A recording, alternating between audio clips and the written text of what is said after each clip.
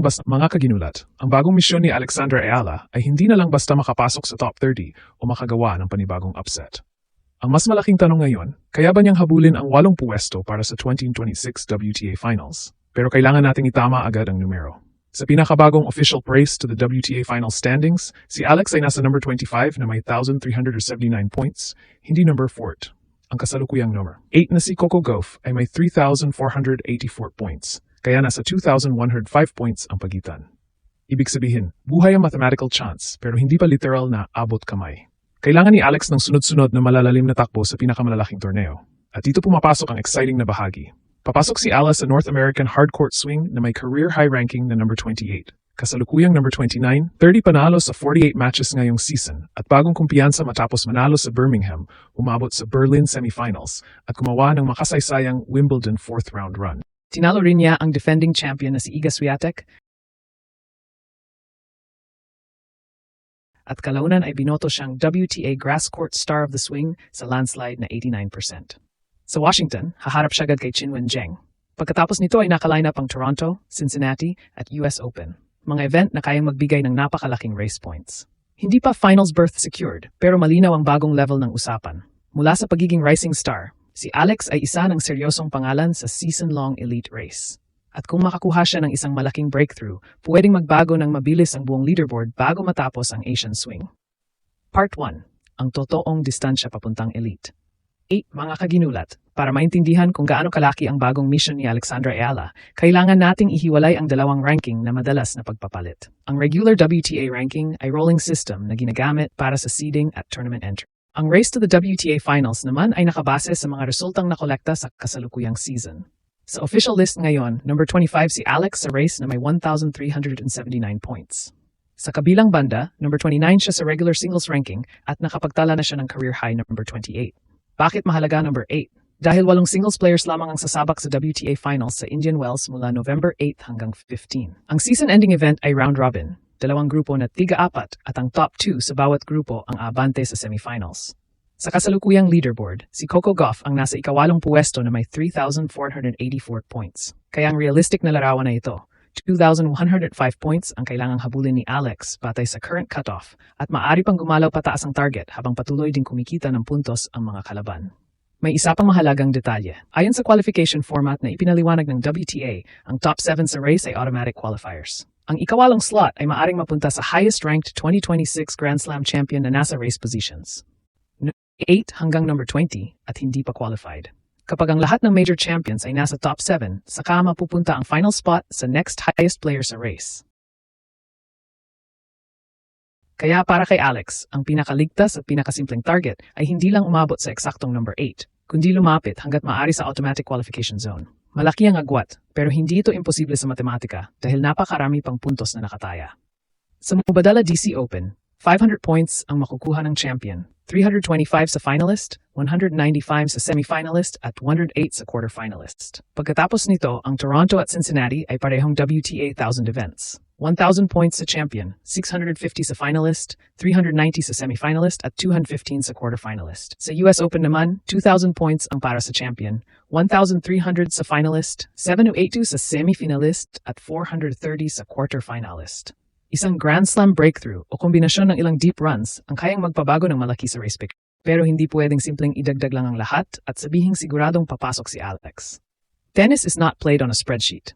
Kailangan niyang lampasan ng elite fields, manatiling healthy, mag-adjust sa init, at mabilis na hard courts, at sabayan ng mga player na nasa unahan niya. Kasama sa mga yon sina Gauff, Marta Kostyuk, Voko, Sorana Cîrstea, Iga Swiatek, Iva Jovic, at Belinda Bencic.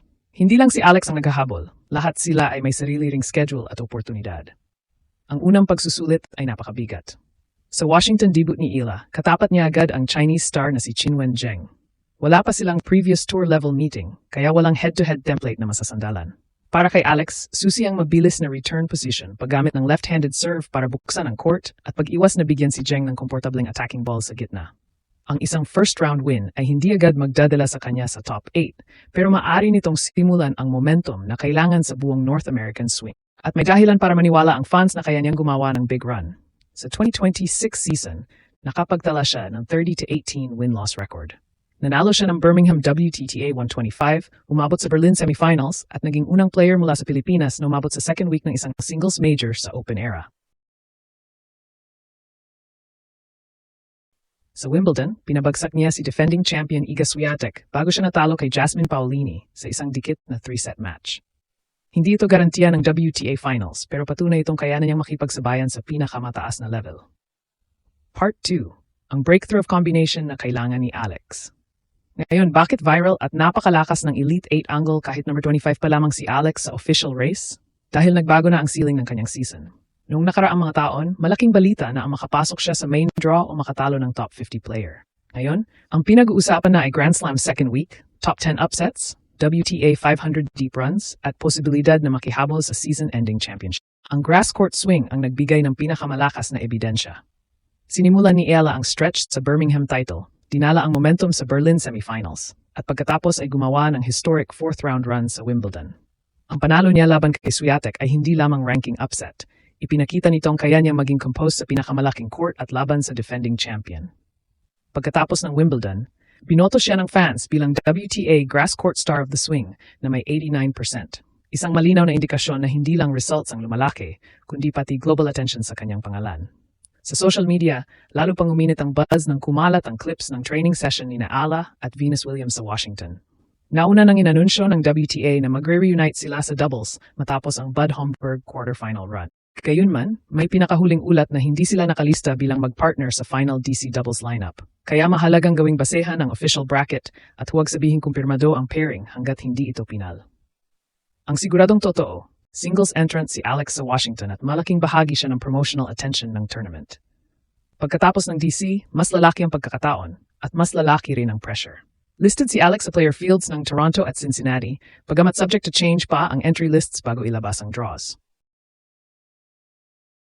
Kasama rin siya sa Stars of the Open event sa Arthur Ashe Stadium sa August 27, habang ang US Open main draw ay nakatakdang magsimula sa August 30.